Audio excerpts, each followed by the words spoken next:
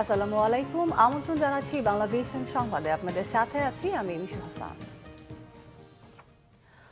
দুর্যোগ প্রতিরোধে কার্যকর ব্যবস্থা নেওয়ার পাশাপাশি জনসচেতনতা তৈরি করতে সংশ্লিষ্টদের প্রতি নির্দেশ দিয়েছেন প্রধানমন্ত্রী শেখ হাসিনা। তিনি বলেছেন, প্রাকৃতিক দুর্যোগ বা অগ্নিকাণ্ড যে কোনো সময় হতে পারে, তাই জনগণকে নিজের নিরাপত্তা নিশ্চিত করতে সচেতন হতে হবে।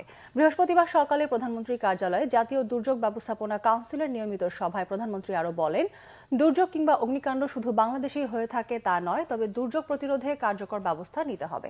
এজন্য জনগণের সচেতনতার উপর জোর দেন প্রধানমন্ত্রী। শেখ হাসিনা বলেন, ভবিষ্যতে কি কি দুর্যোগ আসতে পারে সেই চিন্তা নিয়ে পরিকল্পনা করতে হবে। শুধু ঢাকায় নয়, দুর্যোগ প্রতিরোধে রাজধানীর বাইরেও সরকারের পরিকল্পনা নেওয়া হচ্ছে বলেও জানান প্রধানমন্ত্রী। বেগম খালেদা জিয়াকে প্যারোল দেওয়ার নামে সরকার -1 তত্ত্ব বাস্তবায়ন করতে চাচ্ছে বলে অভিযোগ করেছেন বিএনপি নেতারা। একই সাথে তারা বলেন, হত্যা নির্যাতনের বিচার না হওয়ায় এখন জনগণকেই রুখে দাঁড়াতে হবে। 14 এপ্রিল দুর্বৃত্তদের হামলায় নিহত বগুড়া সদর উপজেলা বিএনপির সভাপতি অ্যাডভোকেট মাহবুবুল আলম শাহিনের পরিবারকে সমবেদনা জানাতে তার গ্রামের বাড়িতে যান বিএনপির মহাসচিব।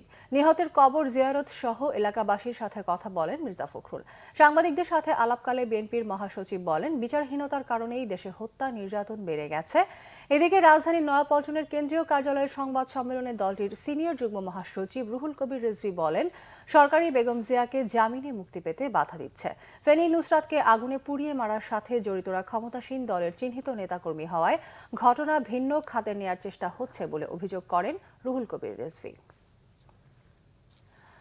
গাজীপুরে গুলিতে এক যুবক নিহত হয়েছে। র্যাবের দাবি, নিহত যুবক অস্ত্র ব্যবসায়ী। আহত হয়েছে র্যাবের 2 সদস্য।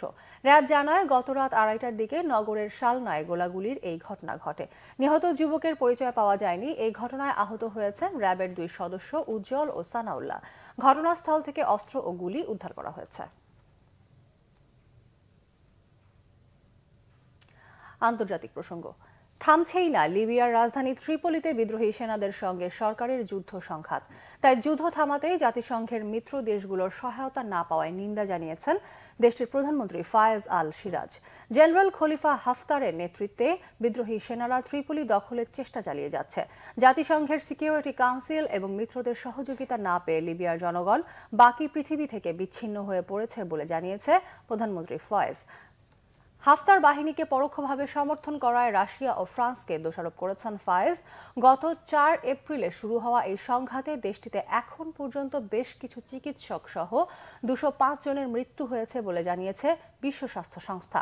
আহত প্রায় 1000 শহরের বিভিন্ন হাসপাতালে চিকিৎসাধীন রয়েছে বলে জানিয়েছে সংস্থাটি। 2011 সালে দীর্ঘদিনের শাসক মুয়াম্মার গাদ্দাফিকে হত্যার পর লিবিয়ায় রাজনৈতিক অস্থিরতা ও সংঘাত শুরু হয়। পরের সংবাদ দুপুর 2টায়, এর আগে 1টায় রয়েছে নিউজ টপ 10 দেখার আমন্ত্রণ রইল।